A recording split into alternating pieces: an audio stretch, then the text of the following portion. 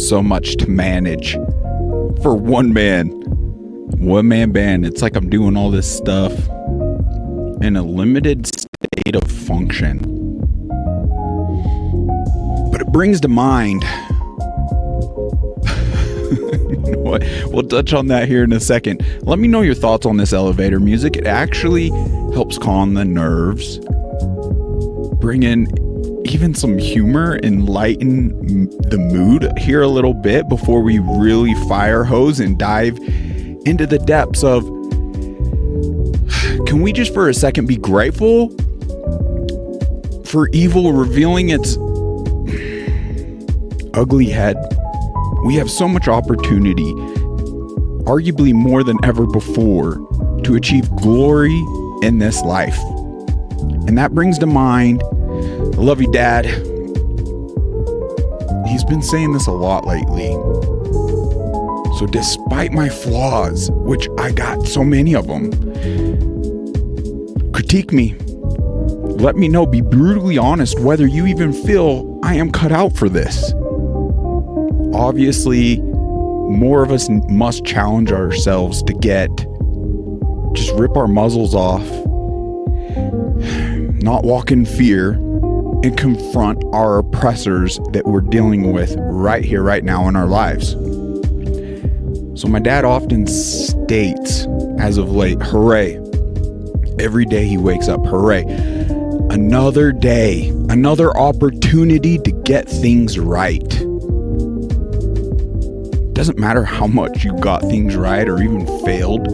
More often than not, we fail in a lot of our endeavors, if we're being honest with ourselves, but there's so much more growth to be had in our failures versus our successes and achievements. So, hooray, another day to get things right. Therefore, ego out the window. What people think out the window.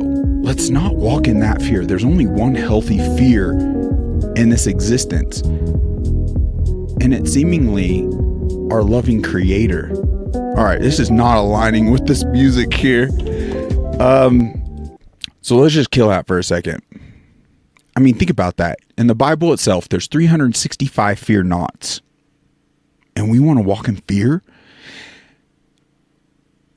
over potentially losing our jobs, an argument at the dinner table among loved ones or family members, ridicule in the public square, wherever we may be, doxing online.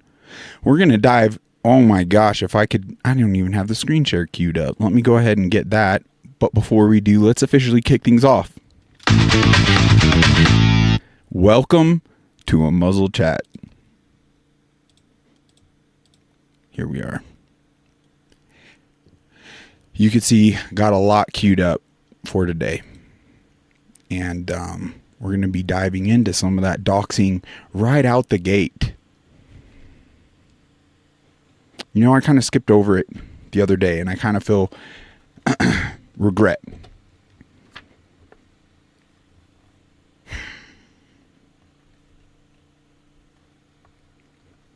I can't believe I'm about to read. I struggle with reading. I have my whole life. Talk about diving in the depths and so many things. As I'm scrambling, I didn't even verify that the stream is going through seamlessly on Rumble, so just bear with me one quick moment here. Technology, it's only good when it works. And looks like we're good. So instead of just being left alone, let's kick off a tune here. September 16th, The Appointment. I'm going to butcher a lot of these names biblically. we just don't use them in today's society anymore. So it's like, how do you really pronounce it? But I digress. In those days,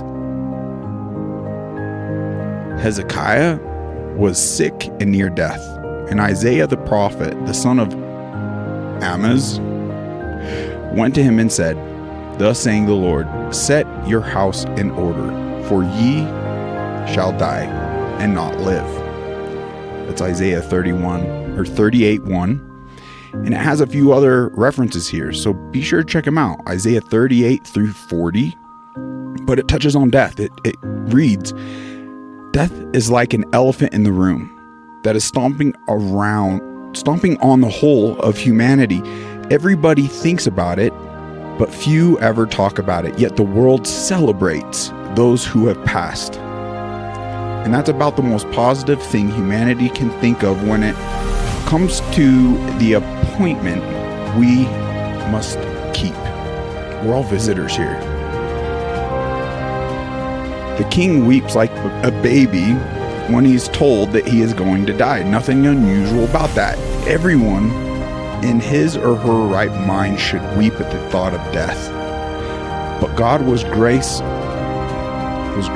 to him an extra 15 years. That's like standing in front of an 18-wheeler that's heading for me, but instead of moving out of the way, I just continuously getting placed further back until the inevitable happens.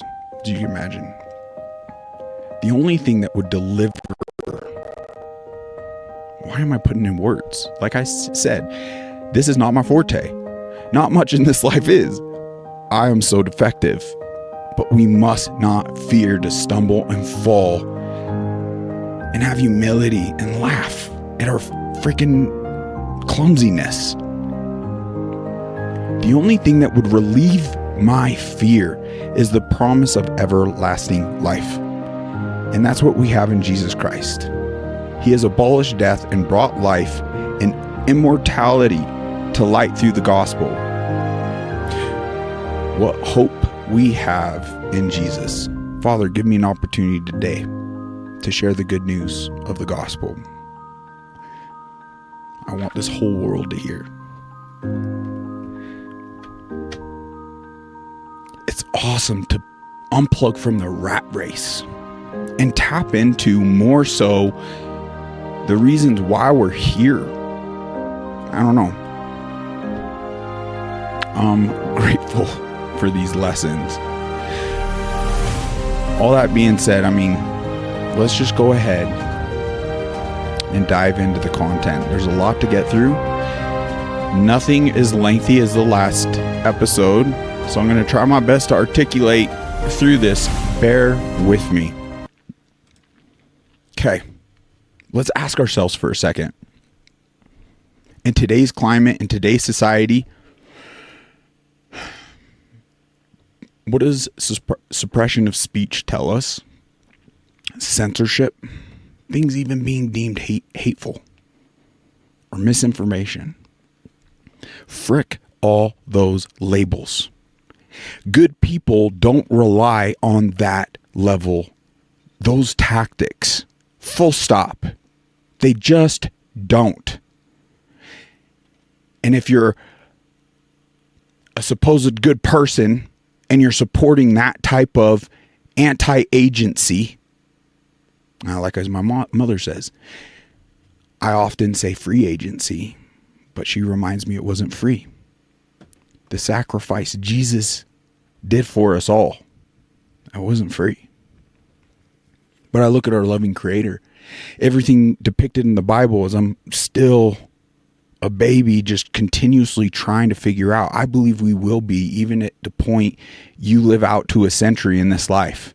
Who are we to take a stance as though we fully know much of anything in this life? It's humility that I believe more so helps us align ourselves on solid principles, everlasting truths.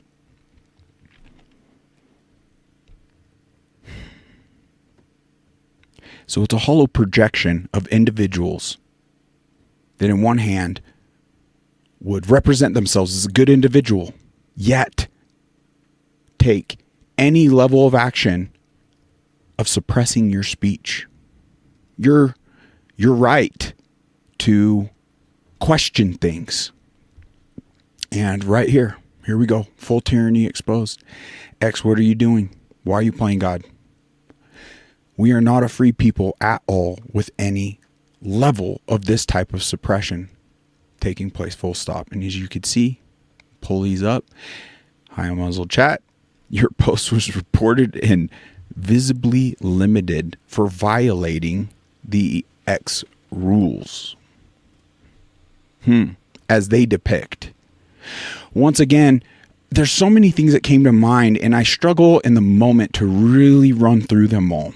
Thanks, Lime. Thanks for that additional challenge. I sure hope I can start clearing the haze of my memory bank. It doesn't do you any good to be well researched in anything when you're not able to really access that information when it's needed most. But one situation that comes to mind, there was a transitioner at a young age that fell for this evil narrative as though that was going to help the individual feel comfortable in this existence, and mutilated their body. And I remember it being such a powerful interview of this individual years later stating, I believe it was a woman that transitioned into this fiction of becoming a man, and you can't change that. It's kind of just, once again, like putting stripes on a cow doesn't make it a zebra. There's nothing you could do. It's make believe. It's literally playing pretend. And the devastation it caused to this individual years later is like, we can't even fathom. She expressed all the heartache to all the damage caused to her body, and that she could no longer even bear children. One of the greatest gifts, miracles in this existence, especially for women. And just me reposting that got taken down as hate speech. I mean, when you really unpack that situation, so they only care for the individuals as they're falling for their propagandist narrative of destruction. Soon as that person, like, well, it did mess up my whole abilities. Nope, you're no longer with us. We got to see past these labels. And it is sickening to me to see the sheer level of hypocrisy now. Let's play the game of right versus left for a second. And it's a game. It's a construct. And it is intentionally designed to divide us in this climate now. But,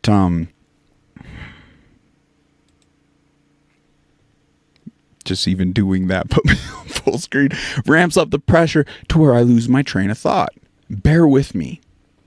We must challenge ourselves in situations like this. And it's not just through casting, it's in person.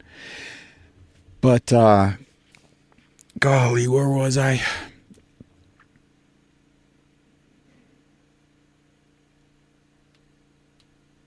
You know what? It's right there. I wanted to drive some of the points home, but I hope you followed enough.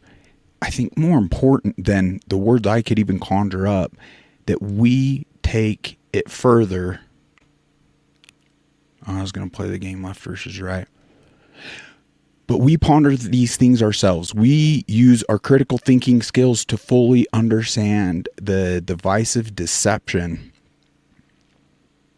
evil is utilizing to our detriment regarding all these situations. But I essentially was going to get into a lot of this construct of left versus right. A lot of the people on the right have experienced a lot of this censorship, a lot of hateful things, especially under the last administration, things of that nature. So they're so quick, in lieu of Charlie's death, to jump on and live out a full hypocrisy is to celebrating seeing others being doxxed, being fired, being suppressed as they were, emboldening a infrastructure that, sure, it may seem as though their side, and that's the folly of the construct, is gaining momentum to an extent. It's hard for us not to celebrate other people's demise that caused us pain. That is one of the defects of being human. We're no longer seeing other individuals through the humanity lens, through God's eyes, is all of us being his children.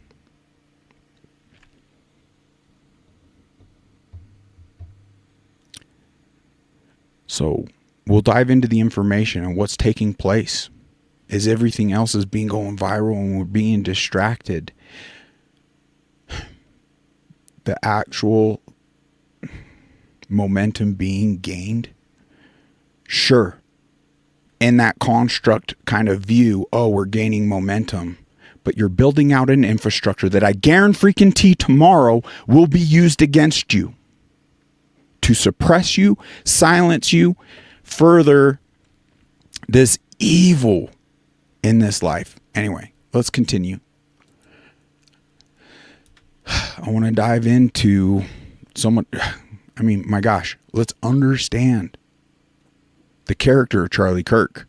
Above all, we don't have to agree with everyone. And that is capturing his character in a sense, is that he wanted to create the atmosphere that you could have respectful dialogues, and that's okay. We can have our disagreements.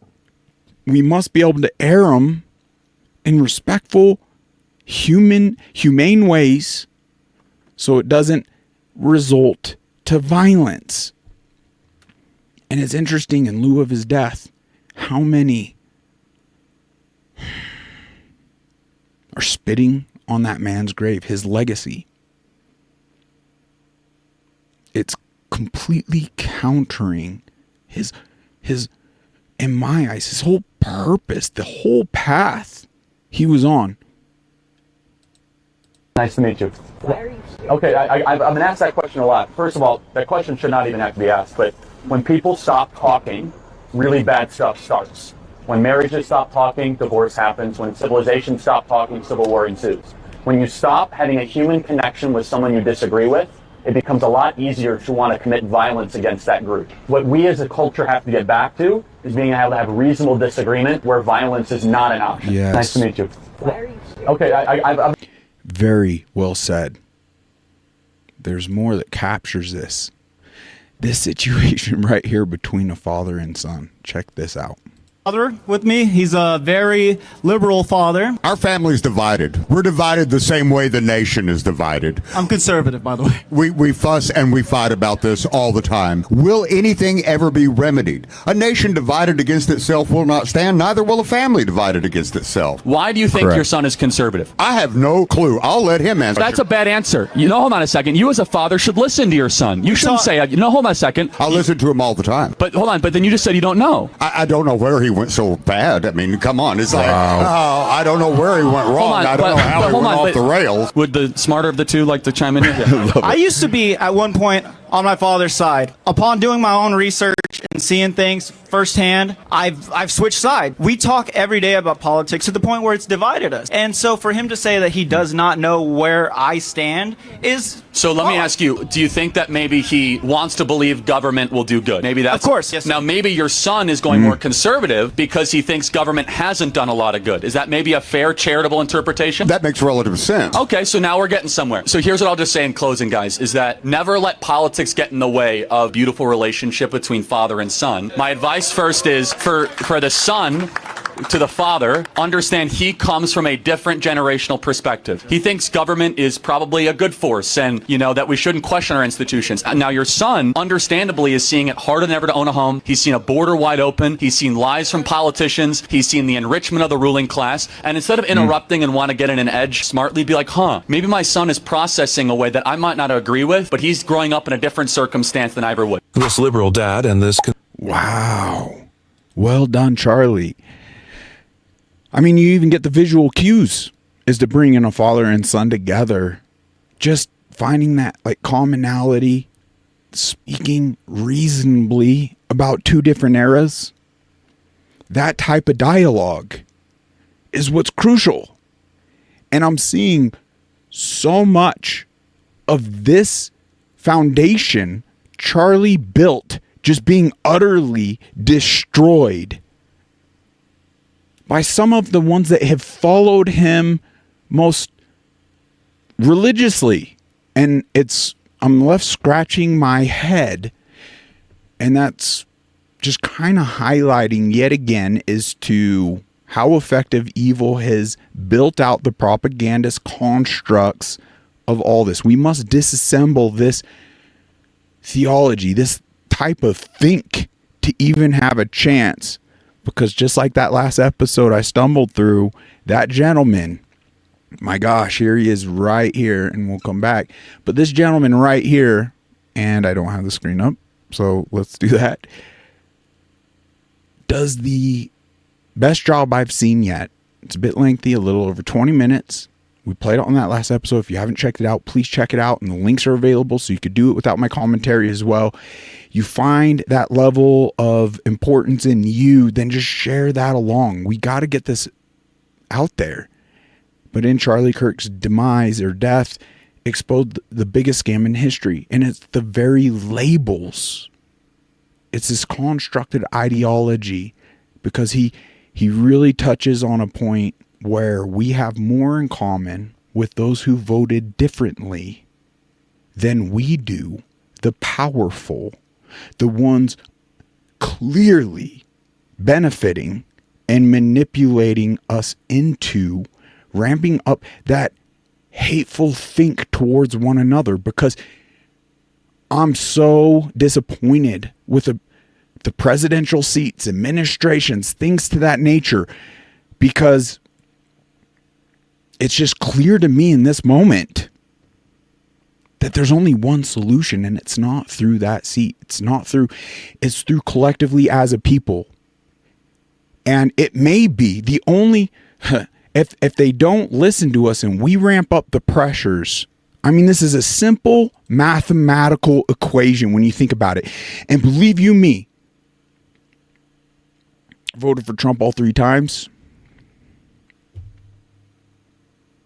I was putting more hope, faith, and rolling the dice with them than I'd like to admit, seeing how I see it now. But it's a very simple equation. Any presidential figure or administration or country for that matter, with the level, and there's nothing conspiratorial about the level of depths evil has gained, like the momentum, how vast the synagogue of Satan and his minions are in this world today. So with the existence of that evil here, it's simple. Any country, presidential government, if you will, if it receives more pressure from that ruling class than the people it's supposedly supposed to be serving, who are they going to listen to? What are they going to act out? And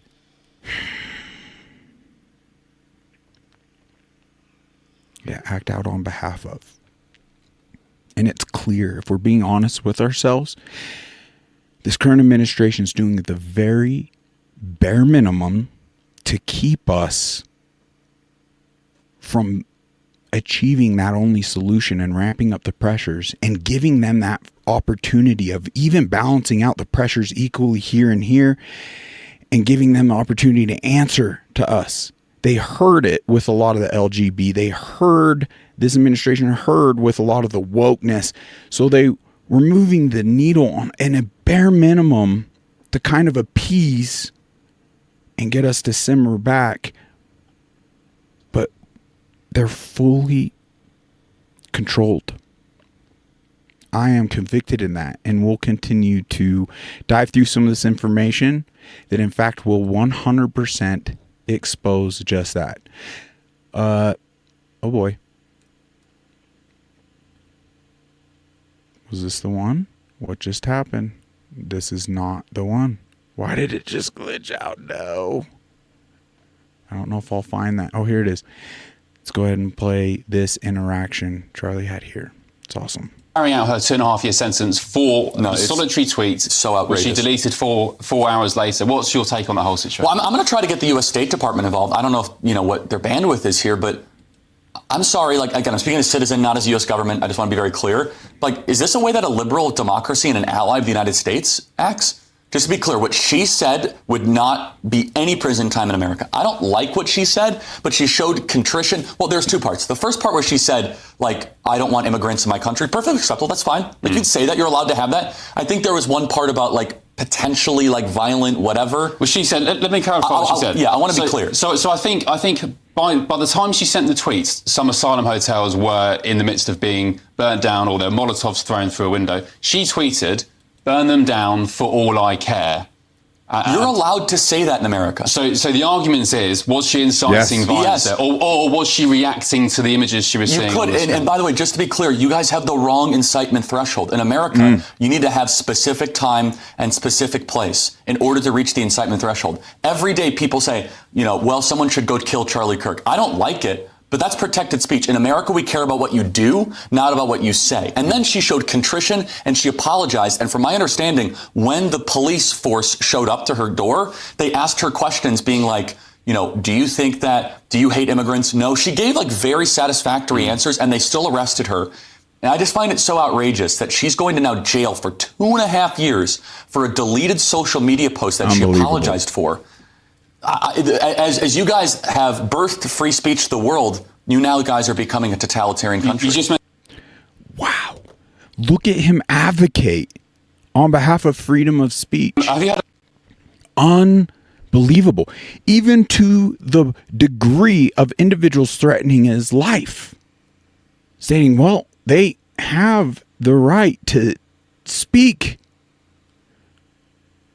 So we even have minor things like these very posts that are just pointing out the level of infiltration of this country in not a hateful way, but it's being taken down as hateful content. That is how you suppress a people tyrannically to control them. 110%.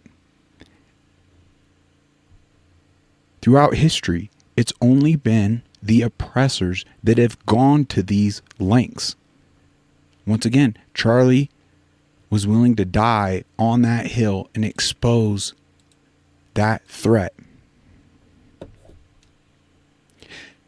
Well, the health ranger, Mike Adams, does an amazing job, and I got quite a few of his content in here, but Charlie Kirk exposed hate speech laws. But now the Trump administration bowing down to who wants to make hate speech a crime. Unbelievable. Here's one of Charlie Kirk's posts. Hate speech does not exist legally in America. There's ugly speech, there's gross speech, there's evil speech, and all of it is protected by the First Amendment. Keep America free. See, this is what it is. That construct and right now feeding the engine that the left was just, we got to see past that, because now to our own demise. Once again, we're building out that institution that, seemingly we're gaining momentum today, but undoubtedly, 100%, every time, guarantee it will be used against us tomorrow.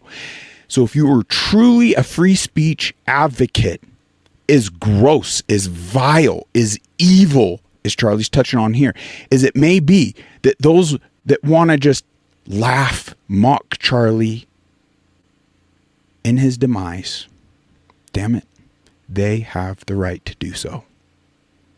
And if we truly understood our freedoms and freedom of speech, and it all crumbles without the freedom of speech, that's the beginning of all freedoms lost. All agency is designed by God. Anyone behind this type of stuff, it exposes their slave masters, their integrity, their character, what side they're really on. Whether they're caving to the pressures of this world or financials, or all that could be argued, but the simple fact that the root of it is pure evil. And this administration, in lieu of Charlie Kirk, is running rampant, activating the military, so many things, anti-free speech. We should be willing, when you fully grasp how important freedom of speech is, we should be willing to die on behalf of those that want to even mock Charlie's death. We should be willing to die for their right of expression. Is vile, I get it, as gross as it is, but if you're not willing to go to that level on their behalf now, you don't understand freedom. Full stop. I never fully did, and I've gotten it wrong so many times, and I'm sure I will in the future. I will emotionally outburst in some of these moments. 110% guilty. We all are, and we forever will be in this fallen world. Are you kidding me? So mic drop. Do you acknowledge this as a threat? A post by Thomas Massey. Hate speech is a term used by those in power to describe thoughts they do not want spoken. It's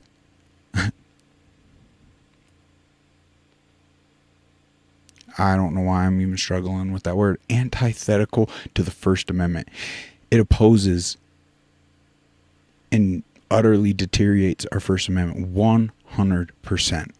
Hitting the nail on the head. Another one from Mike Adams, a health ranger. I'm still shocked to see how many people in alternative media are right now 100% buying the FBI narrative over Charlie Kirk's shooting. The most unreliable source of all is the FBI. And you cannot see how they're busy fabricating false evidence by the hour. You're not much of an independent thinker if you accept everything the FBI is claiming as automatically true. Love it. Another great question posed by Mike Adams. Why did they dismantle the crime scene so quickly and effectively, tampering with evidence in regards to the aftermath of Charlie's death? You could even see in the still pictures here a gentleman taking down a camera. You watch this here.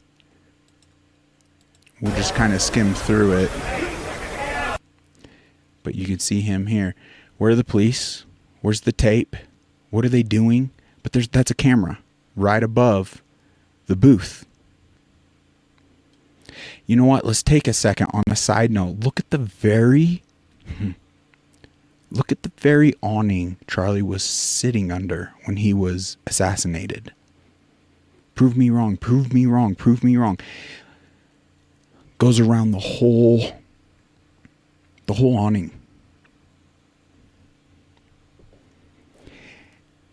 Is it possible that the delusion of left versus right, that type of think, got someone so much in a tizzy as to the momentum Charlie was gaining and sought out to murder him? Yes.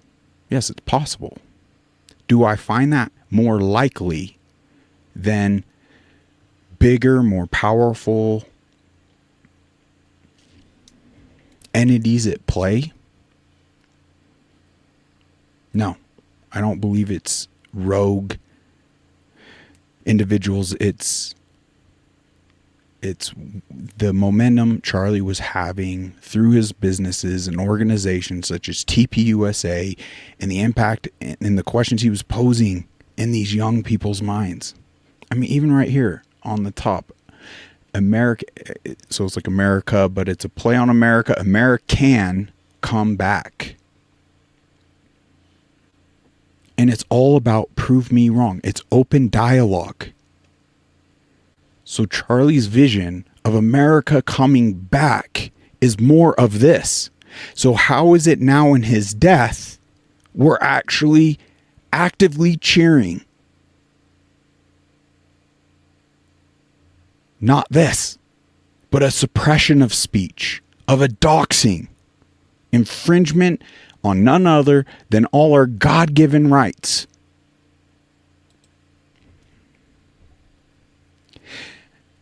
This post is really good. This gentleman hits it out of the park. I believe we got a couple queued up from him, and it's the first time I've really dived into some of his content. Ryan Matta. Yeah, I don't believe that's him, but that's... Yeah, I'm going to have to plug this young man in the near future. But just food for thought regarding, just in addition, on my side of things, like I trust my gut more than the FBI, etc., government, any three-letter agency. I trust the information that makes most sense. I trust all the fingerprints that are easily seen when you take the time to use your critical thinking and digest all the information we have at our fingertips. I mean, once again, look no further than the suppression of speech. That more so is showing us, I mean, it's just the tyranny we experienced during COVID really taught us so clearly. When they're going to those lengths, you are touching on more than likely truths they simply do not want exposed. And then it provides a more powerful realization that, my goodness, there are more powerful entities, controllers, literally doing just that, controlling these narratives. I trust observing who benefits. That question, I love seeing that posed in this time. Who benefits really leads us more so on that path, more effectively uncovering truth. I trust that those who actively take action against what Charlie stood for regarding our freedom of speech are not his friend, nor our own. Okay, let's listen to this fella. Kirk was offered an infusion of $150 million by Israel. Okay? That would double Israel's budget, or excuse me, Turning Point USA's budget. Turning Point USA has an annual budget of $140 million. Netanyahu offered Turning Point $150 million. Wow. For one purpose and one purpose only: to shill for Israel harder. Turning Point USA is already pro-Israel. They're not anti-Israel. Right. They've never been anti-Israel. Charlie Kirk has, in the past, criticized Bibi Netanyahu. He has criticized secular left-wing Jewry in America. He has criticized a war with Iran, the famine in Gaza.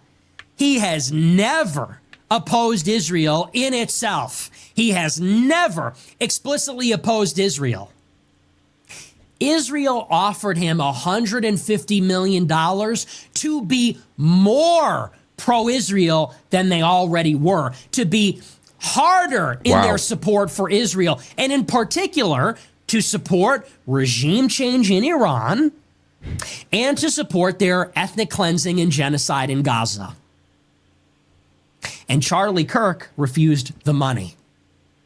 And I have independently confirmed that, by the way. I've heard that from 4 people.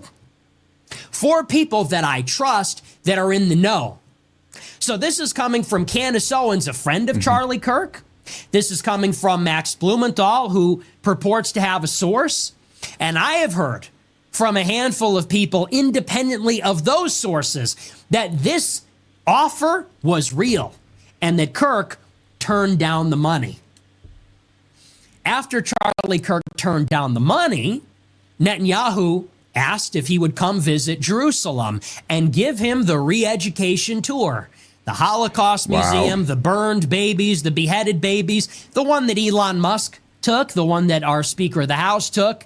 Anyone that's ever criticized Israel has been subjected to. He refused that as well. They offered to bribe him.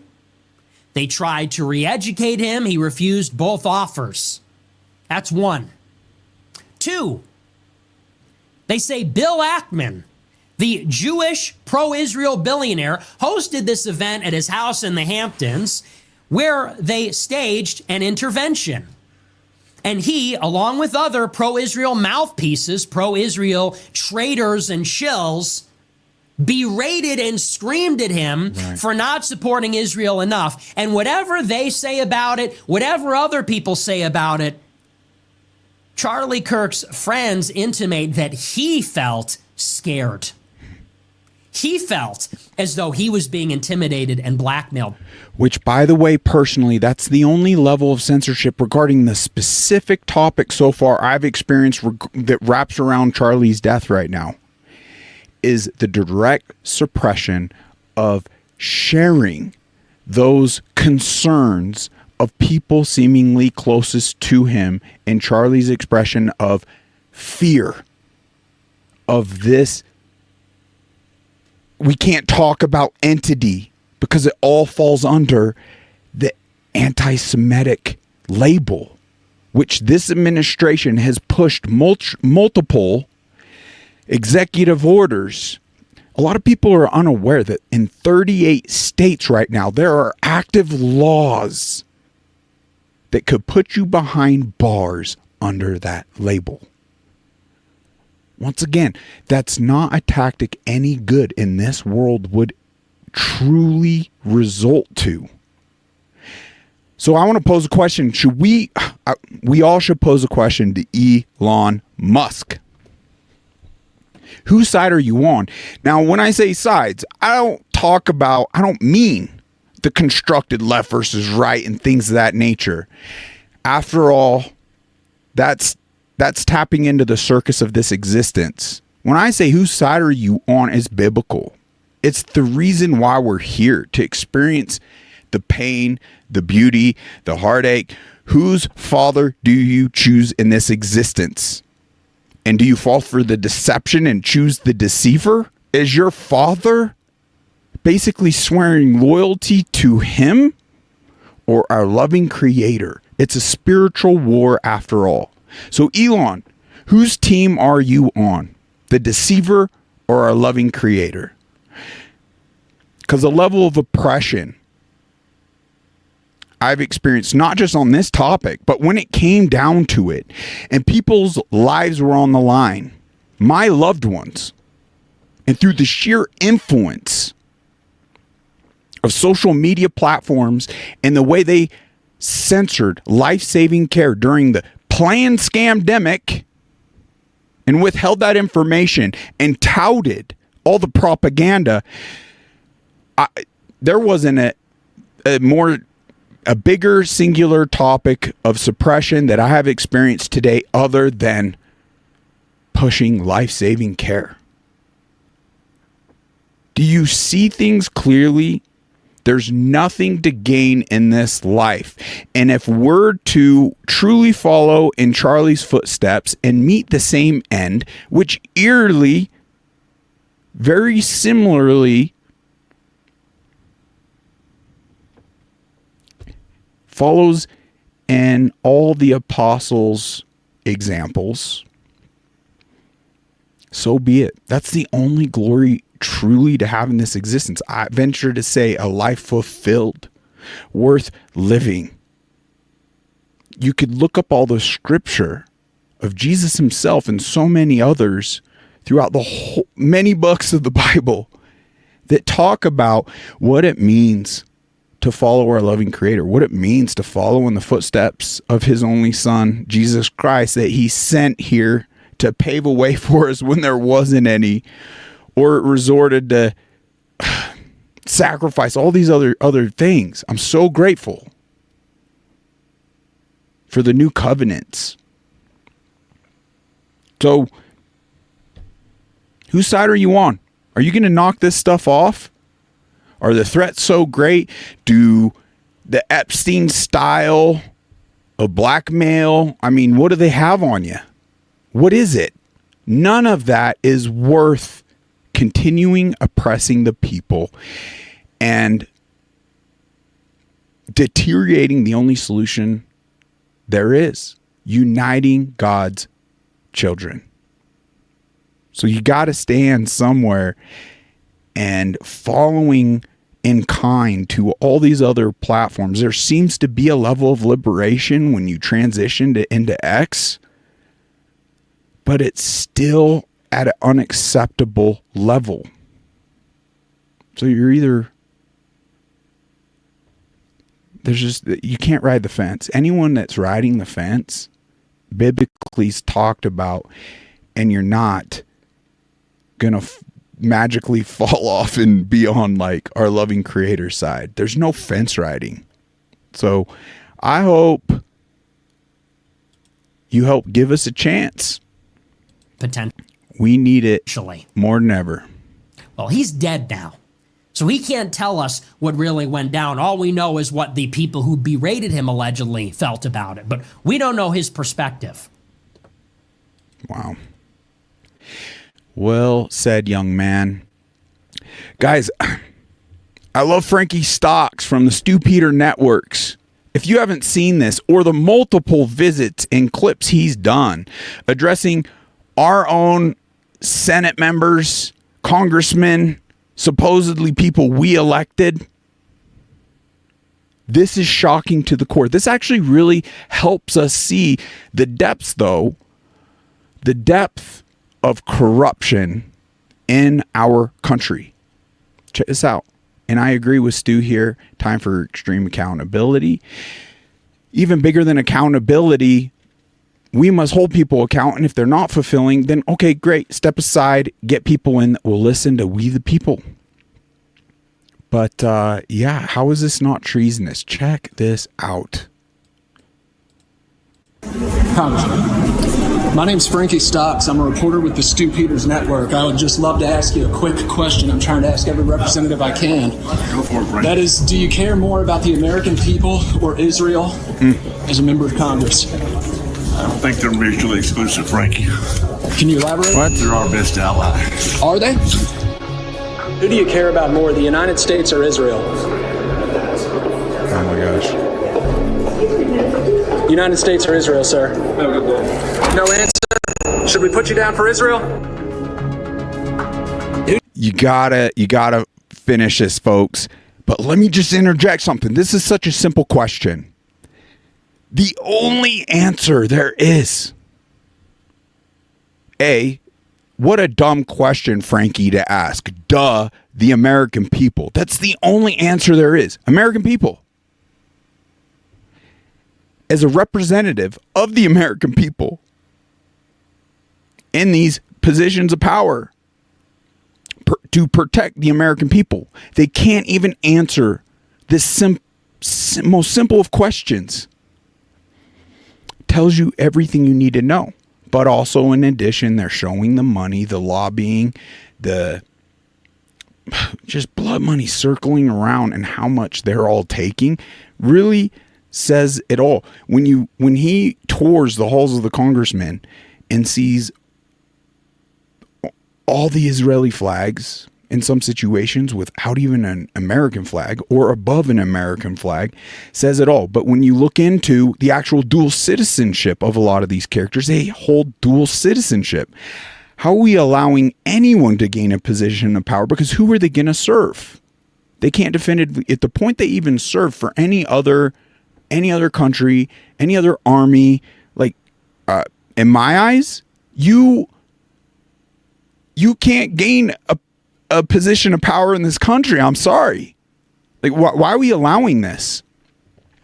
But just the representation, even in and of itself. But let's continue. Who do you care about more, the American people or Israel? It's an easy one. American people or Israel? You don't got to fake a phone call. American people or Israel? Right.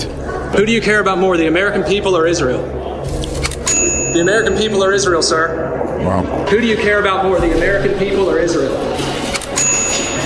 No answer? I think that Israel is one of our strongest allies in a part of the world where people are trying to harm us, and I think they need our support. So should the U.S. continue funding Israel? Despite their links to the 9/11 or their attack on the USS Liberty? He's cheap. Who do you care about more, the United States or Israel? That's kind of an odd question to ask. Well, it's a question the American people have been asking a lot because they're starting to wake up to how much AIPAC money is flowing into the coffers of Congress. Well, if you watch what I've done over the years since I've been here, the question about do we have some strong support for Israel, I think it would be hard to find somebody who's more positive about it than I have. So I'm amazed sometimes at where the American people are and how they think. It's like, this is so against everything I've heard. Military people who raised me over accepted. So. Well, we have American citizens who are about to freeze to death in Western North Carolina, and we're sending millions to Israel. They can't get out of there fast enough. Well, it is a comparison because the money's going out. It's all coming from the same people. It's coming from the taxpayers, sir. Who do you care about more, the American people or Israel? American people or Israel, sir? They're disgusted over the question. Sir, they're equal. Why? Are you serving Israel or are you serving America? I stand with Israel. Okay, so can you answer the original question? Who do you care about more, U.S. or Israel? There's no variance. It's like you're asking, do you love your wife more than your daughter? Well, and you said it's a simple question. It is. Do you love your wife more than your daughter? I love the United States more than I love Israel. It's a very simple question. Great love, and you as a human being, you express that love, and you have core principles that drive you to your love for your wife and your love for your daughter. It's two different loves, but neither of them is greater than the other. You understand? Who's the priority when you're casting a vote in Congress, America or Israel? Well, it's a very simple question. You're not answering it, Representative. Who do you care about more, the American people or Israel? American people or Israel, sir? Who do you care about more, the American people or Israel? Oh my gosh, Ron. No answer? Who do you care about more, the American people or Israel? American people or Israel, sir? Who do you care about more, the American people or Israel? Jeez. No answer? Who do you care about more, the American people or Israel? Well, who do you care about more? American people or Israel, sir? Who do you care about more, the American people or Israel? American people or Israel, sir? Is it so hard to say you care about the American people who you're here to serve? The American people believe that Israel holds disproportionate influence over our own government thanks to organizations like AIPAC who are pumping millions of dollars into American politics promoting Israel First policy. So, if you want to share this information, you're doing a great job. It's not misinformation. We have the campaign finance report, sir. Yeah. It's not misinformation. Wow. Do you care more about the American people or about Israel? Where are you from? The Stu Peters Network. The Stu Peters Show just released a film called Occupied on this very subject, which I highly recommend Great film. to look up. I'll do that. But can you answer the question, sir? Do you care more about the American people or about Israel? I'm an American. I care more about the American people. You care more about the American people? Right, but should Americans take priority over Israel? We know AIPAC's pumping hundreds of thousands of dollars into congressional candidates. They're obviously getting some sway there. Should AIPAC register as a foreign agent? Good question. Don't they already? No. No. Wow. Yes, sir. Are you one of those Are you recording? Yes, sir. Yeah. Stu Peters Network, Frankie Stocks. We're asking the questions that the American people want answered by their representatives. Well, I appreciate that. Yes, sir. Make an appointment. Thank you. Jeez. Congressman, quick second. I'm Frankie Stocks with the Stu Peters Network, trying to ask all members I can this question. Very simple. Who do you care about more, the American people or Israel? American people. You are the first to have given me that answer, sir. Thank you. Yep. American people. Number one, man. Always. Very well done. It's interesting to see folks simply run, even in this podcast, from absorbing this information. I don't know. It's as though this false teachings of it's It's like triggering to say Jew or Israel or any of these labels is going against whether fictional or true, people need to seek that out for themselves, but it's become such a convicted core belief for an individual. There's a level, I don't know how to say it, like idolatry to this type of ideology and these labels that we can't even ask the genuine questions. And I'll continue to repeat the words of Jesus to the day I die. He warned us of our oppressors in Revelation chapter 2 verse 9 and repeats it in 3 verse 9. I know of your oppressors. They say they are Jews, but they are not. They are of the synagogue of Satan. So who's the biggest victim in essentially what Jesus is even exposing in that very clear statement? It's more so the individuals running under that Jewish label. And there's a lot of amazing, beautiful rabbis and Jewish individuals that are bearing great fruits in this world, exposing the Zionists and the controllers that are running under that label so they can be untouchable because the anti-Semitism blanket and shield that is clearly there. It exists, and that's a shield so many can hide behind. I mean, this now can be entirely disrupted. I'd venture to say this very conversation with the TPUSA behind it, I wouldn't be here. But as a collective, they can't come after us all. This synagogue of Satan. So I don't know. I genuinely feel the sooner we can actually walk away from these labels that are polarizing, that deception's running under, the better off we're going to be. I even have a problem.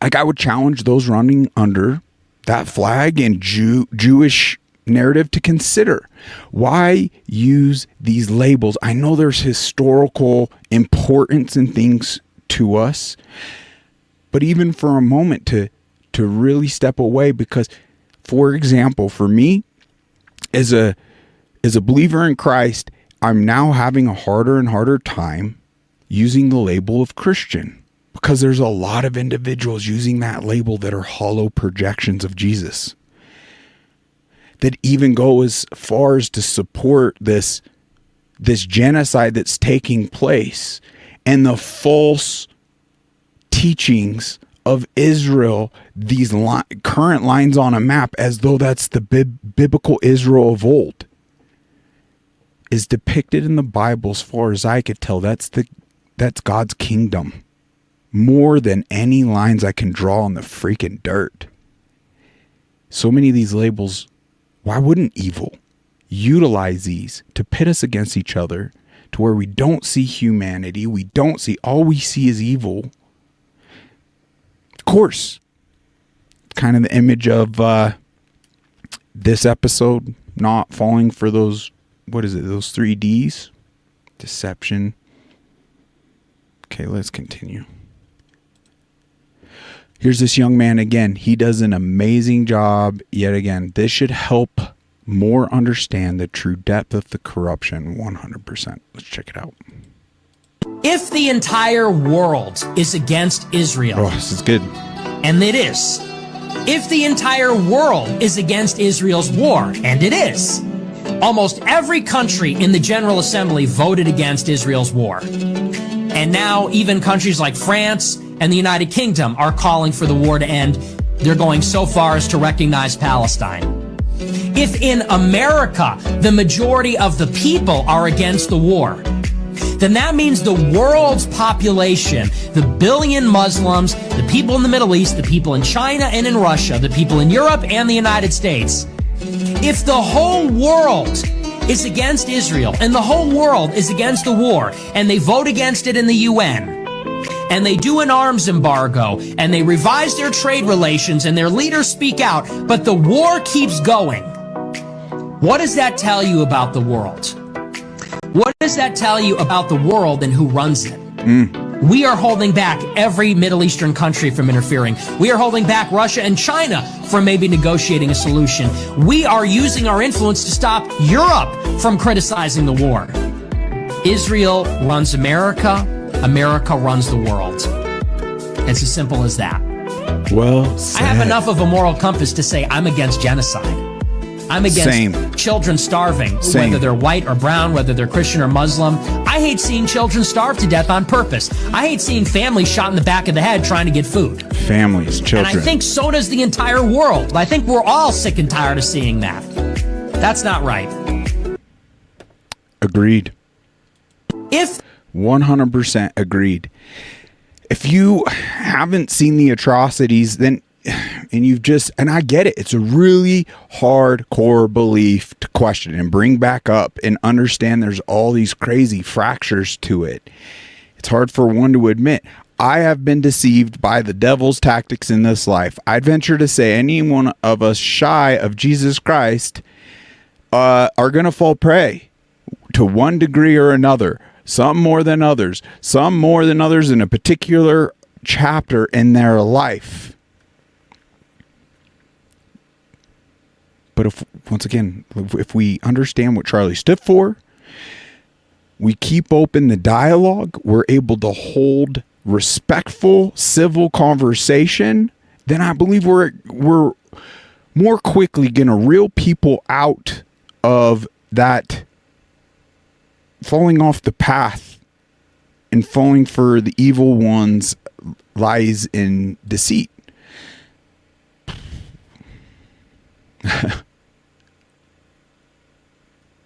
Yeah. It's kind of what we used for some of the description of this episode. Stu Peters has no fear. You don't have to agree with a lot or even his demeanor with a lot of things, but I have the utmost respect for this man and his courage to share the things he has been sharing. He doesn't really add the disclaimer anymore, posing the opportunities for certain individuals running under these labels. I understand because he's so well researched on the topic that it becomes hard. How wouldn't you renounce that label at this point with how subverted, how misused and evil has been just abusing that label? We can't really force people's hands in that regard.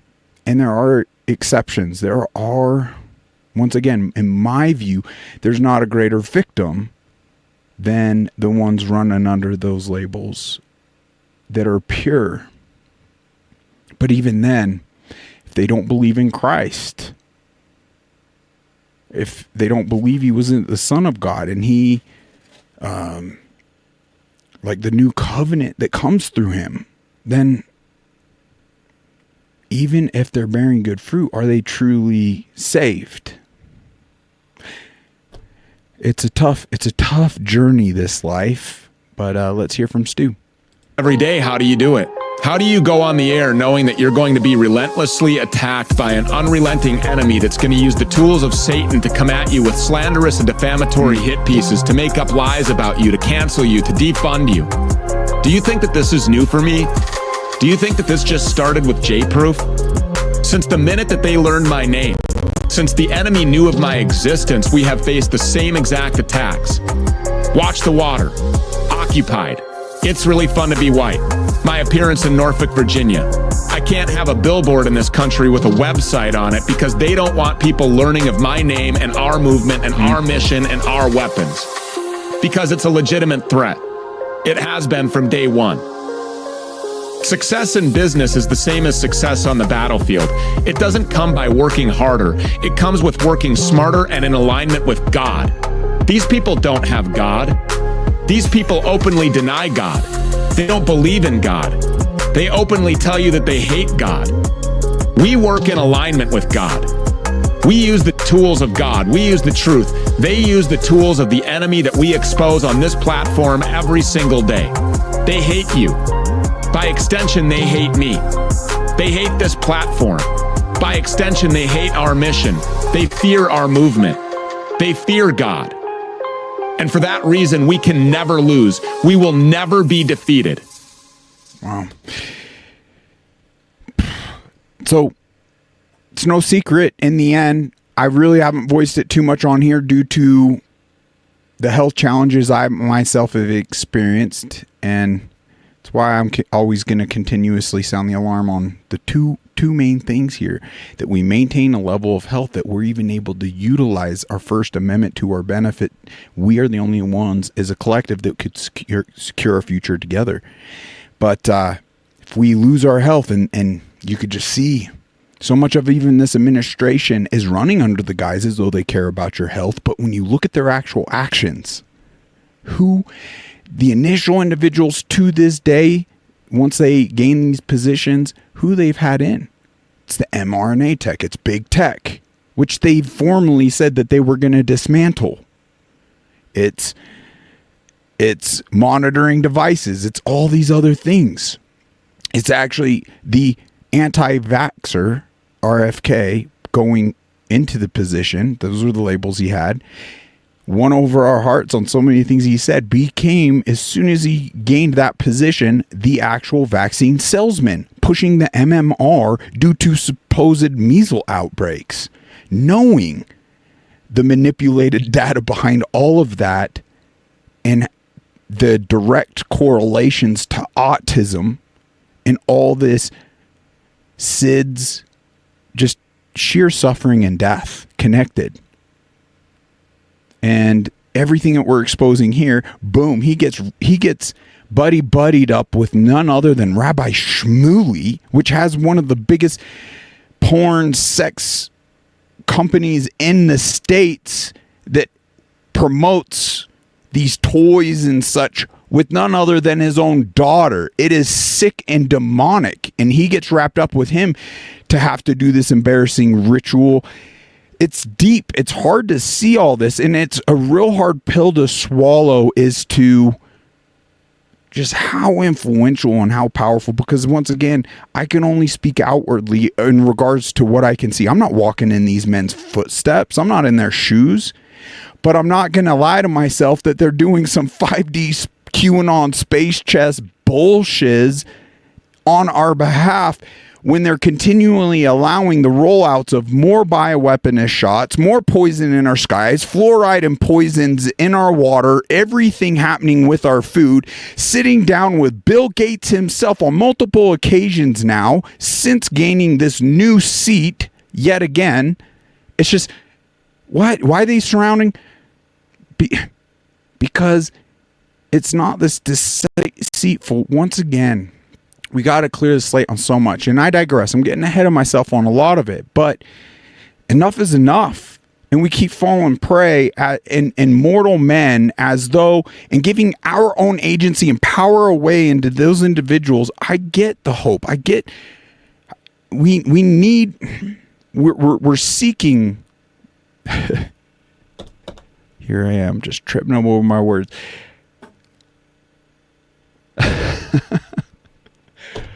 Let's just keep going through, because this will expose more. Golly, just remember, if you haven't checked this man out and how he exposes the biggest scam that ensued after Charlie's death, this whole construct of left versus right, once again, how we have more in common with one another than the rulers at beast, than this billionaire class. Well, look at this billionaire.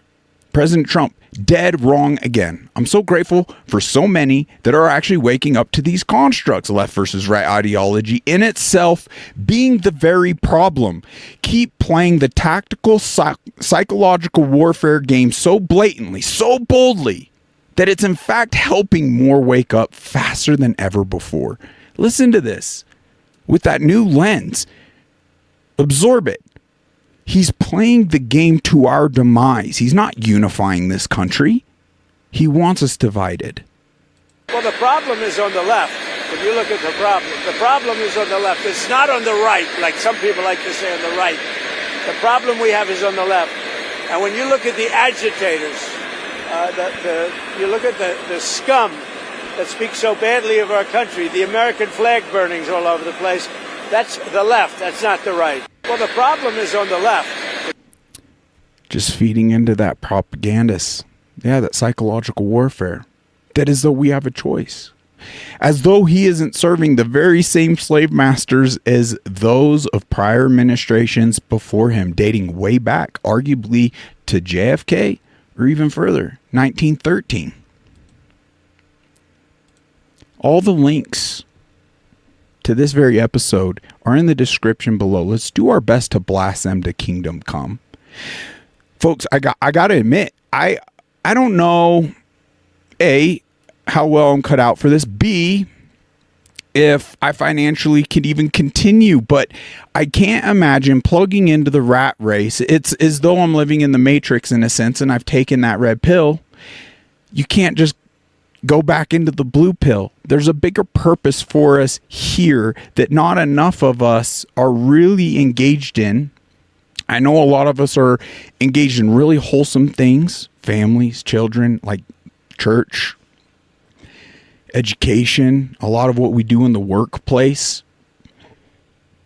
But humor me for a second in this thought that if we truly all got entirely wrapped up in those things and not the freedom, the agency aspects, really securing our future in a parental situation, for an example, how are we really providing for them? Or isn't that more so a projection that we're caring for a child? What does it matter if you're giving them everything they need to survive and securing their future in a sense when it's a future that is leading to more slavery, more suppression? I don't even know of a historical example, by the way, of a more oppressed people than we are now. Just income tax alone, 40-50+% for a lot of us. Add up all the other taxes, it's 60-70%. All the infringements, everything that's happening. I think we're under the illusion. Now, don't get me wrong. We got blessings. We got some freedoms. But too many of them are being infringed upon, and we're really reaching the precipice here. Here's more exposure to, in my eyes, it's directly exposing the synagogue of Satan, but it goes beyond the label. It goes beyond these arbitrary lines drawn on a map in 1948, known as this new state of Israel. It goes beyond that. That could disappear tomorrow, and it's really not impacting the synagogue of Satan all too much at all.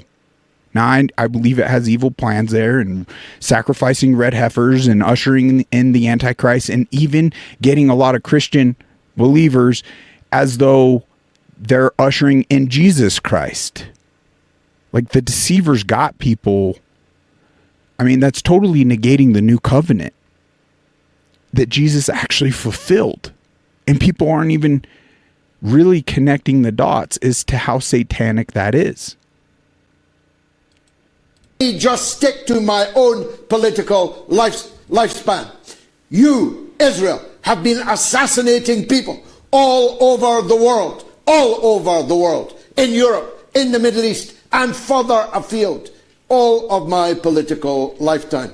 You assassinated almost half of the government of Yemen just 10 days ago. You don't get to say that it's anti-Semitic to suspect you might have had a hand in assassinating Charlie Kirk, when you told us to marvel at your percipience and at your ingenuity, your engineering skills, and your patience, when you waited years to explode every pager in Lebanon, man, woman, and child notwithstanding.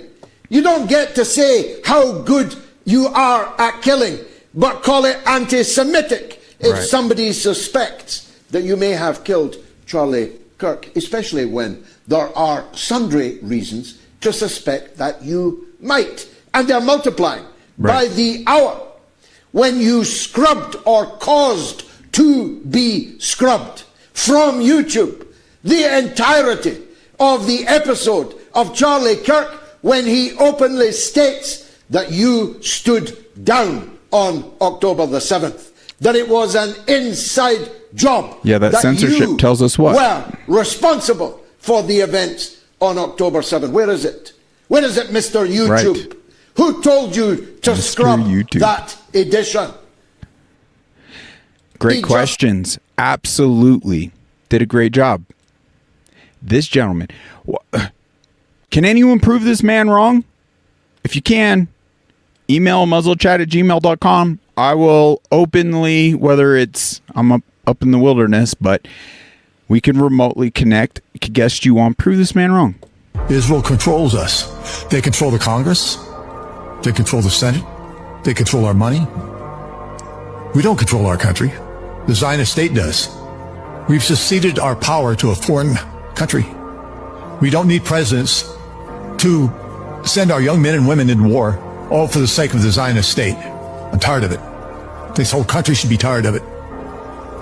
Our passionate attachment to the Zionist state has got to stop. 100% agreed. 100%. It goes so much bigger than the stinking label of Israel and the Jew. Way bigger. It's the banking cabal. It's the business, the private entity, selective families that worship Satan, by the way, and the symbolism is Janet from the fall, the cabal that they murdered, exposed it all.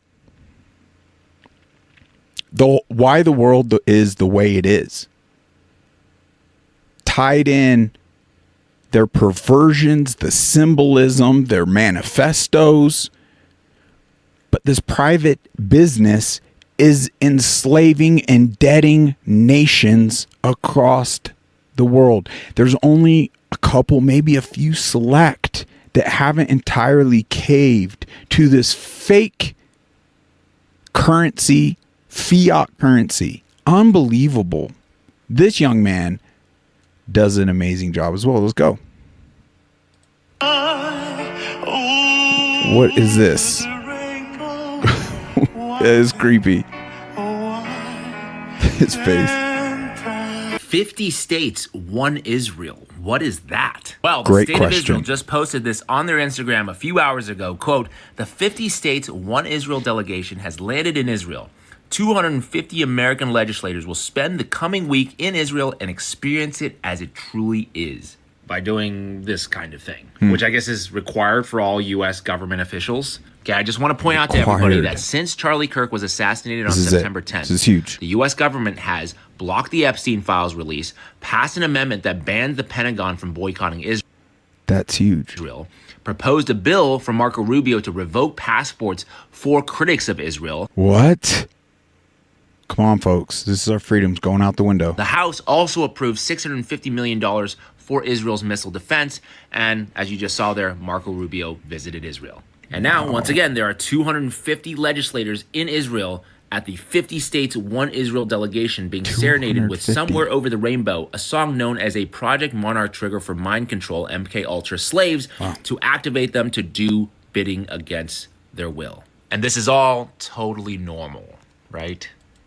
Very well said. I believe those MK Ultra tactics, I mean, it's no secret. They released so much, but they lied to us and said it was all stopped. It was ended. No, they've ramped it up on all of us. How else do they effectively shut down the globe, have everyone wear multiple face diapers at a time, tell you distancing, didn't talk on anything about nutrition, sunlight, social interaction, anything that we know is good for us, being good for us. No, it was just everything, isolation, detrimental, depression, that a bioweaponist shot is safe and effective and good for us when it just led to the murder and slaughter and genocide of millions. And a number we're not even connecting the dots on any of it. The simple fact that Bill Gates' 2007 TED Talk talked about the problem of world population. He specifically said if we do, quote, a good job through health services and vaccinations, we could lower the world population by 10 or 15%.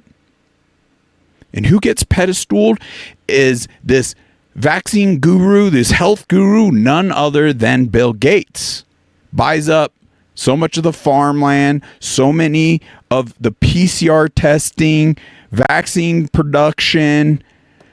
We're not connecting the dots. So how could we say this MK Ultra tactic isn't, and we're just accepting the unacceptable time and time and time again. It's why I'm fighting tooth and nail that we don't fall prey to the deceitful. And once again, do not take my word for it. Evil wouldn't tell you this, by the way. Do not take my word for it. Don't just base your opinions and thoughts on what you hear on a muzzled chat, or it's important you do your own research. Question these things, even to me, to everyone around you. That is crucial. That's what Charlie stood on. Ian Carroll, amazing man, does a really fantastic job exposing so much in a very beautiful way. But this is why they voted against the release of the Epstein files. We all know Maxwell, her father, directly worked for Mossad. Epstein himself, 100%. As Charlie was even correlating before they murdered him, that Epstein was a Mossad agent working for Israel. This is arbitrary. It's not a biblical Israel, folks. Sorry. The biblical Israel isn't into child sex trafficking. Unbelievable. Well, it's because they don't work for us. They work for Epstein's employers. Here's our Congress in a foreign nation, under a foreign nation's flag. Why? 250 of our representatives. What is going on here? Unbelievable. This man connects it well too. Let's hear him. The fact of the matter is that every congressman that signs the AIPAC pledge to place Israel first is a traitor. They are in violation of their oath to defend the Constitution against all enemies, domestic and foreign. The problem is the manner in which the Zionist state uses bribery, blackmail, and media manipulation to lie, cheat, and steal across every policy issue. We are giving the Zionists today $30,000 for every man, woman, and child in Israel, which they then turn around and use to genocide the Palestinians. Anti-Zionism is every American's duty. The second point that I would make is that the Zionists themselves are anti-Semitic. The Zionist state of Israel and the Zionists in Switzerland who refused to ransom the Jews from Germany when the price was $3 million for the safe, secure exit of all Jews in Germany. What we Americans need to understand is that the Zionist Israel leadership thinks that all of us are shiksas. Well said. Wow. Could this be why Donald Trump constantly, pardon the language, but shits on Thomas Massie? Trump clearly was not happy, another fact, with Charlie Kirk when he lobbied Trump against the war in Iran on behalf of Israel. Trump supposedly barked back at him over Iran. There are clearly more powerful entities at play here. Yeah, check this out. Mind you, what was it, just days after Thomas Massie had this interaction on Tucker's podcast, his wife got murdered. Buddy but me has an AIPAC person. What does that mean, an AIPAC person? It's like your babysitter, your AIPAC babysitter, who is always talking to you for AIPAC. They're probably a constituent in your district, but they are firmly embedded in AIPAC. And every member has something like this? That's how it works on the Republican side. Both and when sides. they come to DC, you go have lunch with them, and they've got your cell number, and you have conversations with them. That's absolutely crazy. I've had 4 members of Congress say, I'll talk to my AIPAC person, and it's literally what we call them, my AIPAC guy. I'll talk to my AIPAC guy and see if I can get him to dial those ads back. Why have I never heard this before? Why would they want to tell their constituents that they've basically got a buddy system with somebody who's representing a foreign country? It doesn't benefit the congressman for people to know that, so they're not going to tell you that. Much more to come. Don't go anywhere, folks. We're going to really rip the lid off, fire hose, connect some more dots. Before we do, look at other individuals and their warnings dating back to 1987. And this does highlight how this administration is serving the very same slave masters as the last. 100%. I believe the ruling elite intentionally uses the Jew as an scapegoat to twisting scripture to gaining your support and worse. Yes, evil has found ways to use your Bible against you. Why wouldn't it? It's evil. It's the devil. The devil got 1/3 of the angels to fall in the glory as they were in the presence of God. How do we think as mortals we're not going to fall prey to his tactics? That's a fire hose of humility right there. 100%. Can I claim to know it all? No. But this has been incredibly liberating and freeing, and it just strengthens the relation in the most pure sense, not through a pastor, not through an organized religion, which a majority of them seem to be subverted to one degree or another, whether it's through the government and the 501c3 or whether it's through the devil himself. That's why we're not to put a pastor, a church between the direct relation we can have with our loving Creator and Jesus Christ directly. Hello, I'm Ted Pike, and this is my wife, Alin. Today, a foreign government, Israel, operates the most powerful lobby in Congress. This is AIPAC, the American Israel Public Affairs Committee. Through control of Congress, Israel demands and gets nearly $5 billion annually. Wow. No elected official dares criticize Israel for fear the Jewish lobby will accuse him of anti-Semitism, the kiss of death for any politician. The president also knows what Israel wants, Israel gets. To act otherwise is political suicide. The mass media, founded and controlled primarily by Jews, manipulates the spigot of information out of which Heartland America drinks. The message of this contaminated source is, if you criticize Israel, you are anti-Semitic. Be safe. Keep your head down, or you are fair game for being knocked off by the Zionist shooting gallery. Wow. As a result, our president and elected officials are slaves to political correctness when it comes to Jews and Israel. They cannot seriously criticize Israel, especially as the source of Mideast strife and terrorism. They cannot suggest an end of aid to Israel. They cannot even protest Zionist control of Congress. Folks, we are not waking up fast enough. 1987, and we've only seen those strongholds take off, get stronger, have more influence, build out more. How is AIPAC not registered? 1987. We are too slow as a people to be the checks and balance for this country and ensure our constitutional rights, our God-given rights, even in the most basic fundamental levels. And we're allowing all of this to just suppress us further and further. Once again, yeah, Stu will just sharply attack the Jew because the Jew is the false label that Jesus once again warned us about, the evil's going to be running under in the latter days, 100%. But to step back, it's the damn cabal. It's the banking cabal.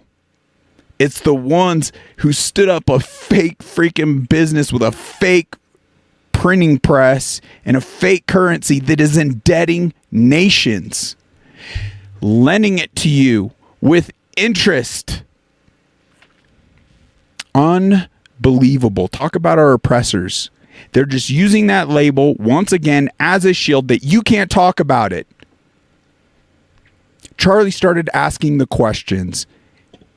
It was not some rogue loon that saw his demise. I am convicted on that. Can we definitively know the specifics? I believe we won't ever. But then again, that should light the fire for us not to accept such an untrustworthy existence.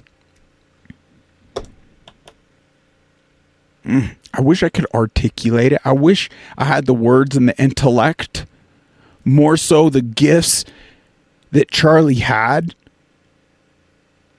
more of us must grow more bold and utilize our freedom of expression while we still got it. That window is closing more and more tightly every day that goes by. Are you familiar with the Smith-Mont Act? Is that the 2011, 2012 thing where Obama allowed people to use propaganda against United States citizens? The media. Yeah, that was what was done then under Obama was the effective repeal of it. It was called the Smith-Mont modernization. Allowing the media to lie to we the masses, and I have since been humbled when I took the stance, why don't we reenact as President Trump?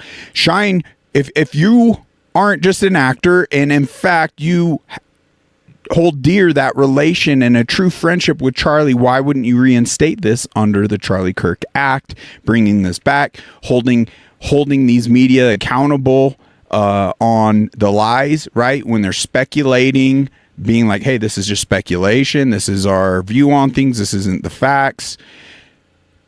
But I got humbled by some of our military chats I'm plugged into by an amazing gentleman. Shout out to Billy. He's like, James, no, we can't.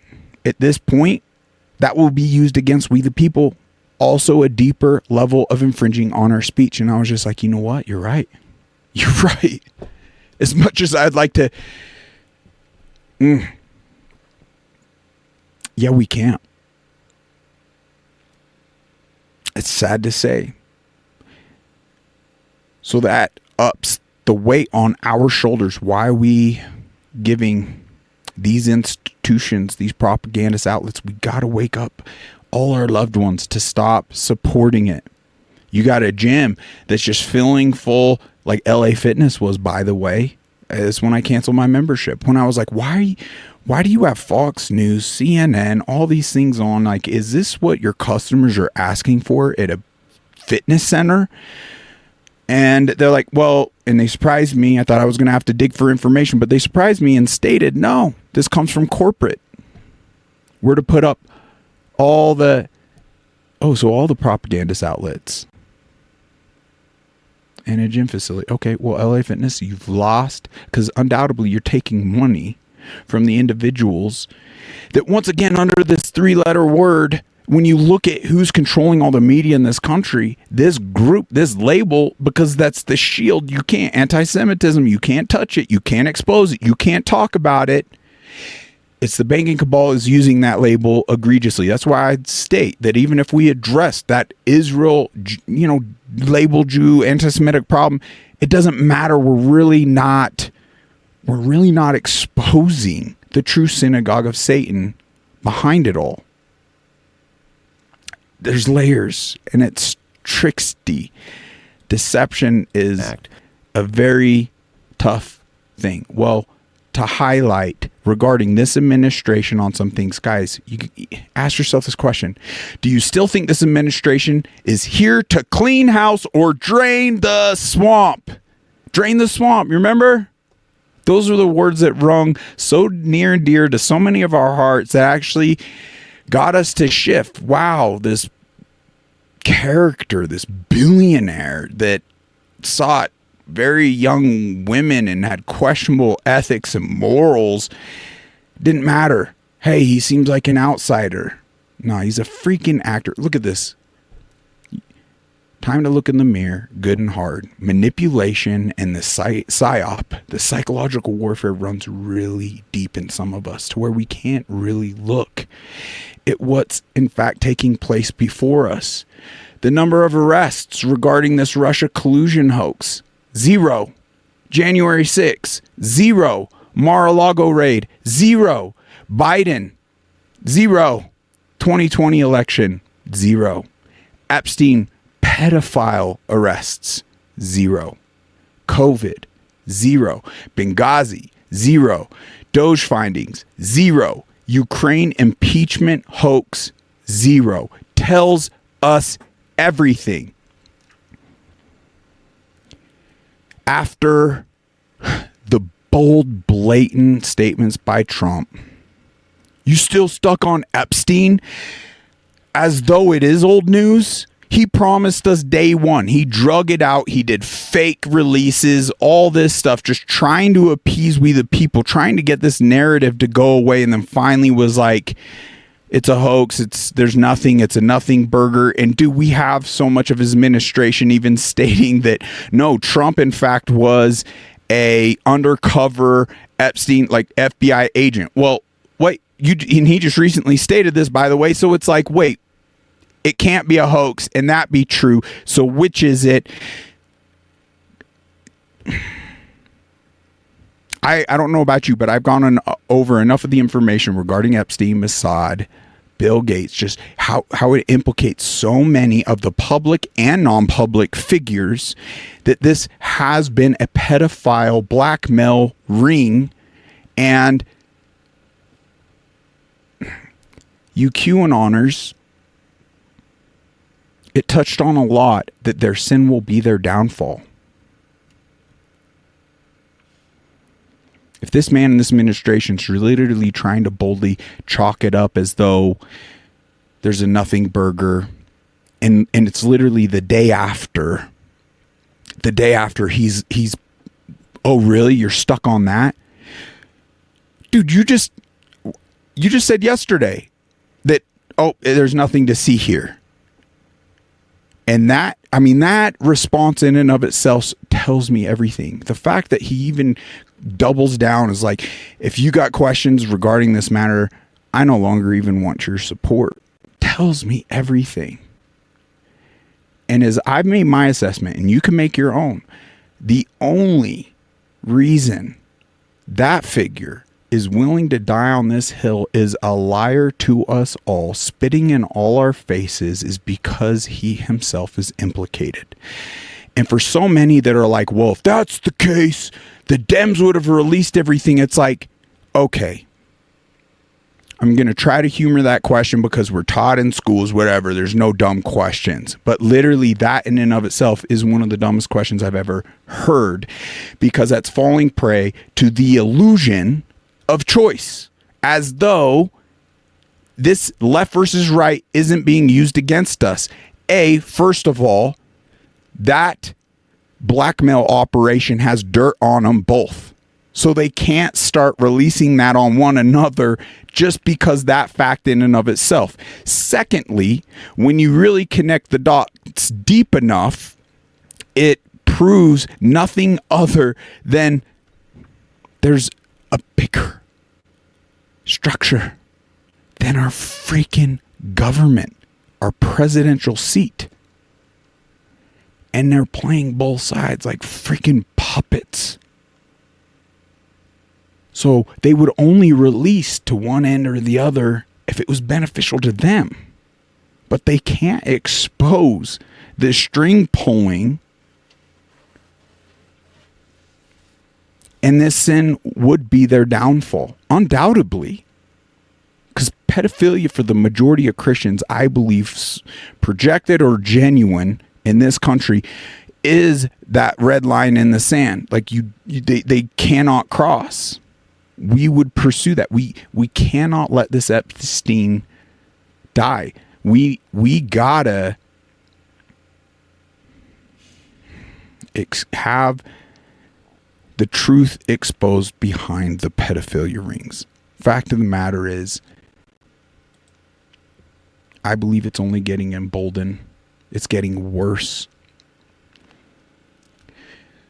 If the Epstein isn't enough for some reason, and it hasn't sent you down the paths to seek, and when you go back, it's interesting to the common knowledge regarding Donald Trump, his circles, who he is, and how we're willing to sweep so much under the rug.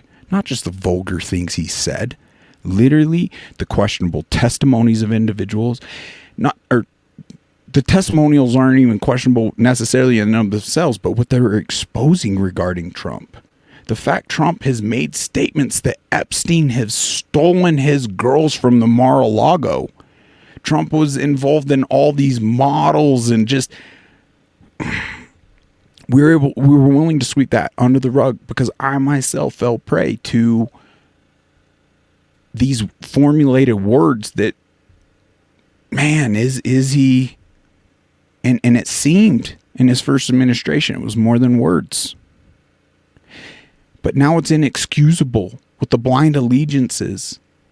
You can see how this administration is being utilized to further an agenda, and this man than no other would be we as a people would allow.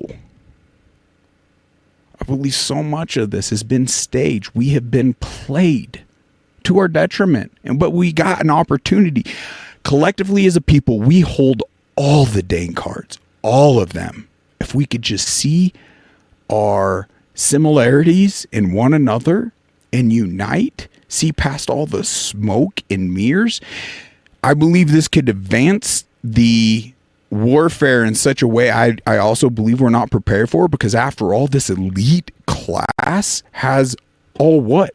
Very elaborate, built out underground bunkers. What does that tell us? What lengths are they willing to go to? All the tech gurus, all the bankers, even the front man, every major estate Bill Gates has, it's like the surface level $100 million complex we could view is literally not even the half of it, because there's even in some of the situations more elaborate underground. Whether it's an EMP, plug to EMP Shield, go get yours right now. Links below. You get $50 off every single one. There's preparations that are important. It's better to have and not need than need and not have. By the way, that was a kind of embedded phrase, and I meant to even plug on this, and we're going to finish up on this final note regarding Trump. And this, if the Epstein's not enough and you didn't, and you just couldn't go there, this is so blatant. This is so black and white. This is so in your face that if this doesn't open your eyes, I don't know what will. And sadly, when we don't see the depths of evil's handiwork, we're not able to combat that. And it's going to lead us to a rougher tomorrow. That's just a guarantee. That's a given. After all, God gave us the example in the Bible is to clearing the slate on behalf of agency, knocking out sin multiple times. I believe the only reason he was willing and able to give us the promise that he would never do it again, because he gave us the information on the lengths he was willing to go to. And we're not, as Christians, grasping that lesson deep enough. Our subverted churches are teaching us more. And that this is what it is. We could do it with the love in our heart like Jesus. We could collectively bankrupt this cabal without firing a shot. Through unification, not supporting BlackRock, Vanguard, State Street, everything they own.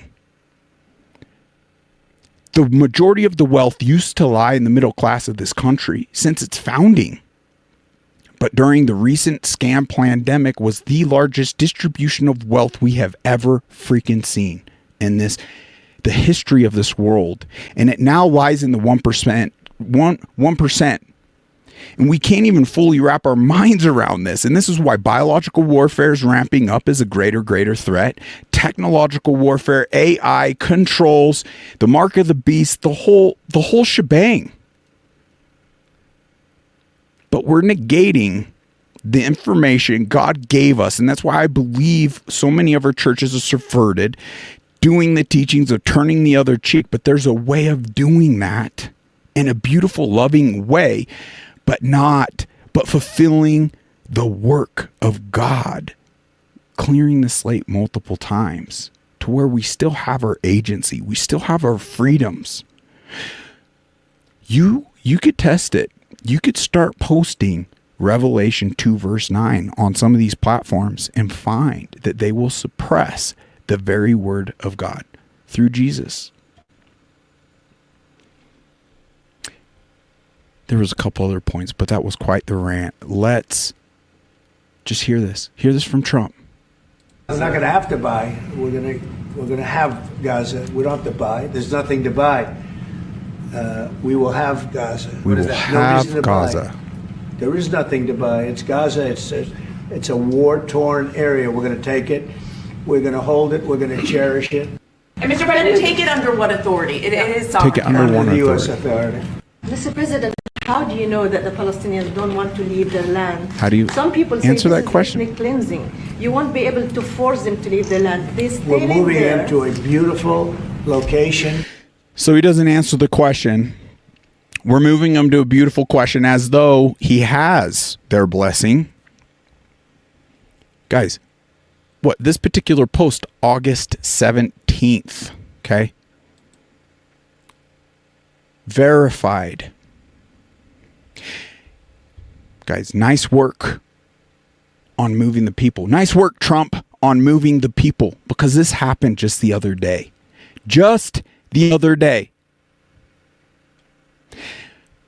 My God, over 50 airstrikes hit Gaza today. What is happening in Gaza City has passed the stage of extermination. The IDF dropped tons of its bombs on 3 schools, housing, displacing people west of the city.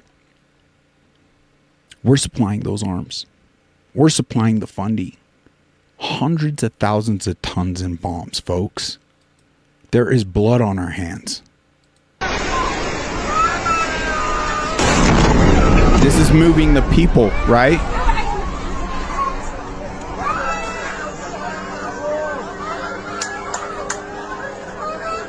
We're going to have Gaza through humane means. This is evil.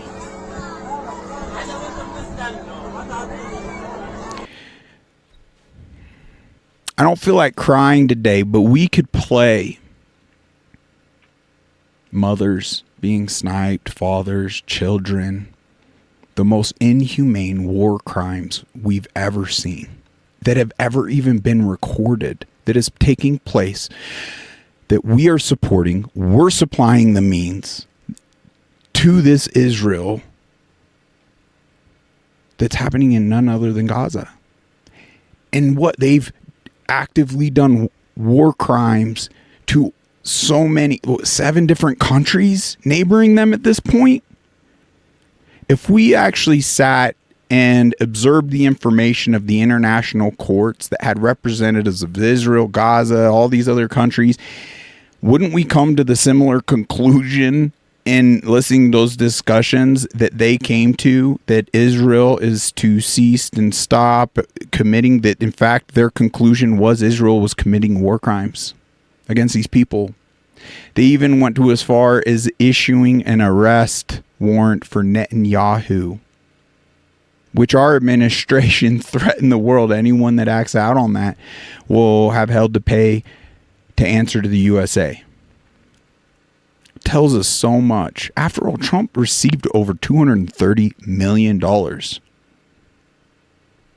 Direct connections to AIPAC, the Israeli lobby. But to Trump's statement here, how do you continually excuse the support of the first live stream genocide in history? I cannot believe the blinders folks have on. If covering the freaking pedophiles wasn't enough for anyone to even do the deep dive, look into this. We're going to have Gaza. We're not going to buy Gaza. We're going to move the people. Literally, after that statement, look what continues to happen. No one's being moved and saved. They're being obliterated. And we're supplying it. It's being taken. It's being stolen. And it's going to be riddled with the bones of murdered, innocent men, women, and children. When you look into the statistics of that country, millions of people, it was like 74% of its populace was under 25 or something. And a huge portion were even minors, children. A vast majority of that populace. It's not all under Hamas. And one hand, Trump's touting himself as the hero that he got all the hostages released, but then in the other hand, he's threatening release them all to this day. It's a circus. How are we falling for the show? Where is our country's humanity? Where are this country's Christians? we'll play this man's expert opinion. Alan, U.S. Special Forces view on what's taking place. I know war. What's going on in Palestine right now is not a war. My name is Alan Shabaro. I was with 3rd Special Forces Group. I was a sniper, assaulter, and a breacher. I know war. What's going on in Palestine right now is not a war. It's the genocide, it's the ethnic cleansing of a specific people to take their land. This is wrong. And there's nothing more American than speaking out against what's wrong. Agreed.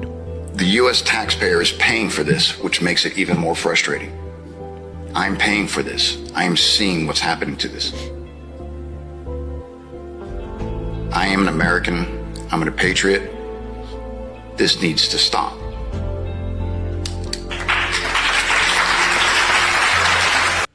Amen, brother. Thank you. Folks, there's so many angles to this that just stinks. It reeks to high heaven. I don't understand as to how we're still turning a blind eye to this information, using those effective weaponized words, racist, anti-Semitic, to keep us from even questioning and having the open dialogue as Charlie talked about, was willing to die for and actually paid with his life. Are we going to allow this corrupt administration to spit on his grave and his legacy with more oppressive measures under the label of hate speech? Charlie, we could go back through the examples where Charlie was even granting grace for the individuals that were actively throwing death threats his way, stating that is their right. Obviously, at the point they act out on it and excite to a certain extent, you could therefore be breaking laws of this country and be held accountable. But even then, innocent until proven guilty. And if these people under those pressures change their ways, apologize, you know what? That was dark. That's not me. We shouldn't be actively calling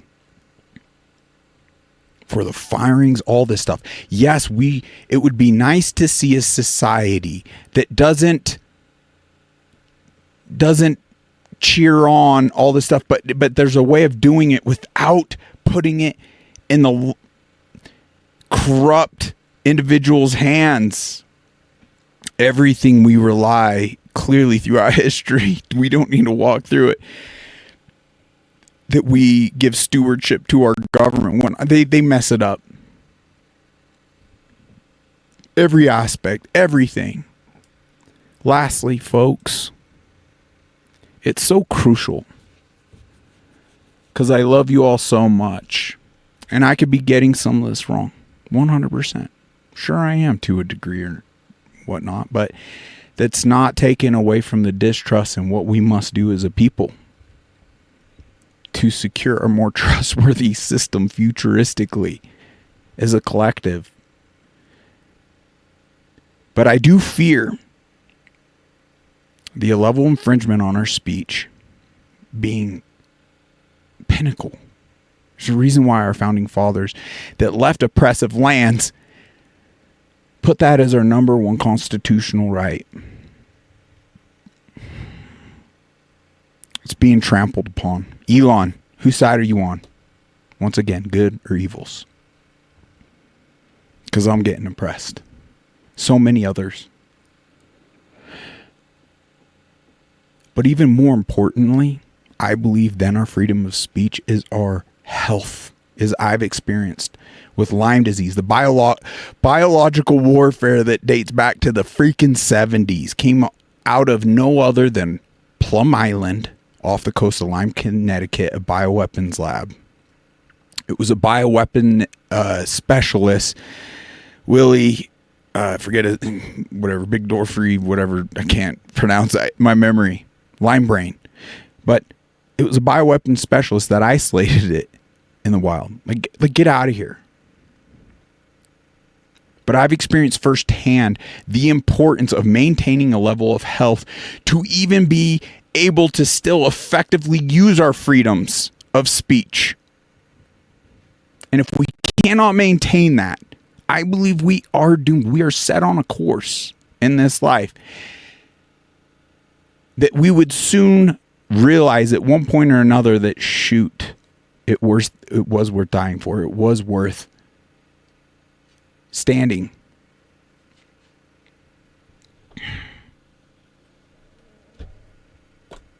So let's do what we can. There's a simple call to action right here.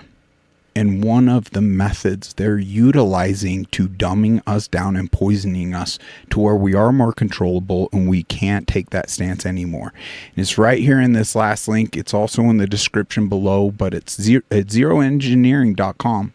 They're putting nanoparticles into the skies, folks. It's having neurological impacts. It's the inflammation aspects on a cellular level throughout our whole body.